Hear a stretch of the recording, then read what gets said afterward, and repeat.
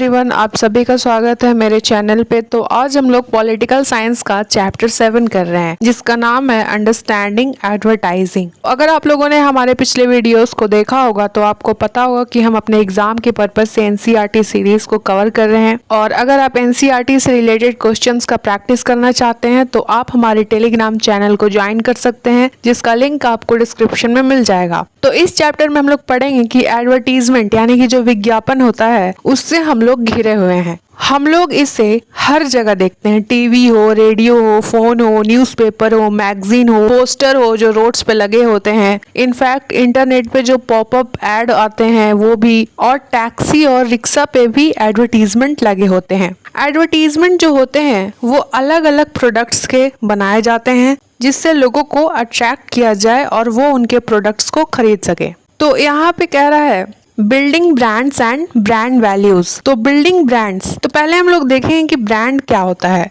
Advertisement जो है वो ब्रांड्स बनाती है। ब्रांडिंग मीन्स किसी प्रोडक्ट को एक खास नाम या चिन्ह, जैसे कि नेम हो गया, लोगो हो गया, वो देना जो बाकी सारे प्रोडक्ट है मार्केट में उनसे अलग बिल्कुल, जिससे उसकी एक अलग पहचान हो सके। और ब्रांड वैल्यू क्या होता है? तो जब लोग किसी प्रोडक्ट पर भरोसा करते हैं, उसमें अपना वैल्यू लगाते हैं, अपना इमोशंस देते हैं उनके प्रोडक्ट में और पसंद करते हैं, तो वो होती है उस प्रोडक्ट की ब्रांड वैल्यू। अब यहाँ पे देखिए एक फिगर दिया हुआ है जिसमें कह रहा है कि ब्रांडिंग वर्ड का हिस्ट्री कहाँ से आया। तो ब्रांडिंग जो है ये कैटल ग्रेजिंग से आया। पहले क्या होता था कि अलग अलग लोग जो थे अपने गाय और दूसरे जानवरों को एक साथ रैंचेस में रखते थे। रैंचेस यानी कि चारागाहों, ठीक है, जिसके कारण वो सारे जानवर मिक्स हो जाते थे। पहचानना मुश्किल होता था कि कौन सा किसका जानवर है। तो उनके मास्टर्स ने उनपे एक साइन बनाया जिसमें वो क्या करते थे कि गर्म लोहे से उनपे एक चिन्ह बना देते थे, जिससे पता लगता था कि ये जानवर जो है उनका है। वहीं से ये ब्रांडिंग वर्ड आया है। अब यहाँ पे कह रहा है कि वो एड दिखाने के लिए बहुत से पैसे खर्च करते हैं, लाइक इन करोड्स, ताकि जो लोग हैं उसे बार बार देखें और उसे खरीद लें। यहाँ पे वही एडवर्टीजमेंट कंज्यूमर के बारे में बताया है। कंज्यूमर यानी कि जो प्रोडक्ट को कंज्यूम करता है। उसके बाद अगर हम देखें तो यहाँ पे कह रहा है brand values and social values. आजकल जो एड है वो हमारे लाइफ का एक इम्पॉर्टेंट पार्ट बन चुका है। हम लोग हर जगह एड्स को देखते हैं, उनके बारे में बात करते हैं, यहाँ तक कि हम लोग उसको जज भी करते हैं। इसका जो इन्फ्लुएंस है वो लोगों के ओपिनियन, उनके थिंकिंग, उनके पसंद और उनके लाइफस्टाइल पे पड़ता है।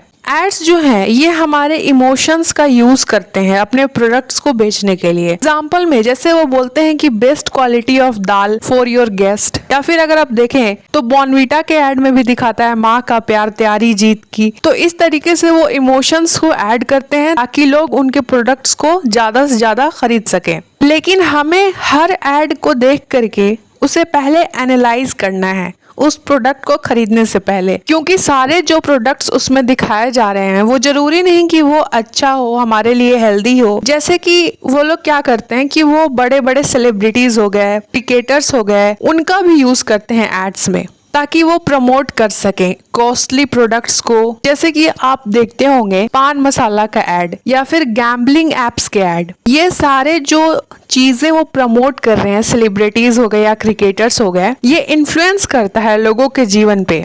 और लोगों को लगता है कि ब्रांडेड और महंगे चीजों से ही सक्सेस हासिल होती है और उसी से ही सिर्फ खुशी मिल सकती है, जो कि सच नहीं है। कई बार जब लोग ब्रांड के नाम पर एक दूसरे को जज भी करते हैं, जैसे कि कोई अगर उस प्रोडक्ट को अफोर्ड नहीं कर पाता तो उसे खुद में कमी और शर्म महसूस होती है। लेकिन वही जो लोग उस एक्सपेंसिव, उस ब्रांडिंग चीज को खरीद लेते हैं तो वो खुद को स्टाइलिश, मॉडर्न या रिच समझते हैं। इसलिए हमें हर प्रोडक्ट को खरीदने से पहले उसका एनालिसिस करना चाहिए कि वो हमारे लिए यूजफुल है या नहीं, वो हमारे योग्य है या नहीं। तो अगर आके देखें तो यहाँ पे बता रहा है कि कैसे एडवर्टीजमेंट बनाया जाता है। उसके बाद यहाँ पे कह रहा है एडवर्टाइजिंग एंड डेमोक्रेसी।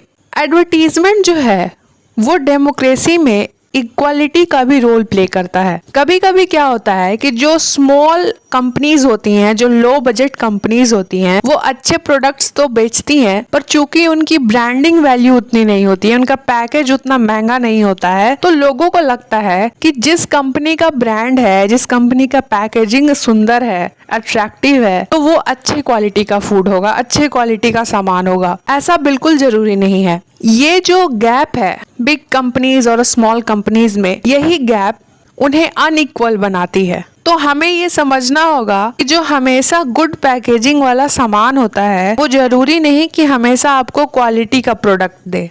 एडवर्टीजमेंट का बस एक ही फोकस रहता है, जो कि सिर्फ रिच एंड फेमस लोगों के लिए होता है। लेकिन हमारे डेमोक्रेसी में हर तरह के लोग मौजूद हैं। जैसे कि एडवर्टीजमेंट में आप देखते होंगे कि वो दिखाते हैं कि अगर आप एक्सपेंसिव क्लोथ्स पहन रहे हैं, महंगे क्लोथ्स पहन रहे हैं, तो आप स्मार्ट हैं। अगर आप ब्रांडिंग सामान ले रहे हैं तो आपका सक्सेस हो जाएगा। अगर आपका फेयर स्किन है तो आप सुंदर है। तो इस तरीके से वो एडवर्टीजमेंट को दिखाते हैं। तो हमें ये हमेशा क्रिटिकली सोचना होगा, कोई भी प्रोडक्ट को खरीदने से पहले हमें डिसीजन लेना होगा और हमें इन सब चीजों से बचना होगा। तो यही था इस चैप्टर में, जो कि हमारे लिए उतना इम्पोर्टेंट नहीं था एग्जाम के पर्पज से। तो एक बार हम लोग इसका समरी कर लेंगे।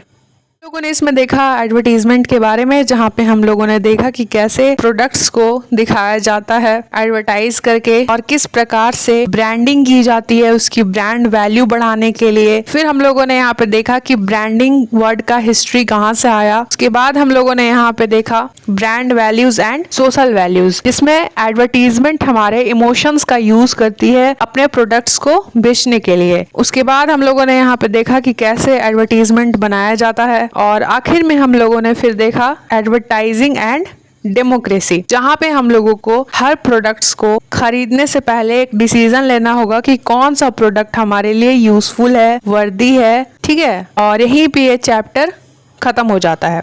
तो don't forget to like and subscribe and thanks for watching.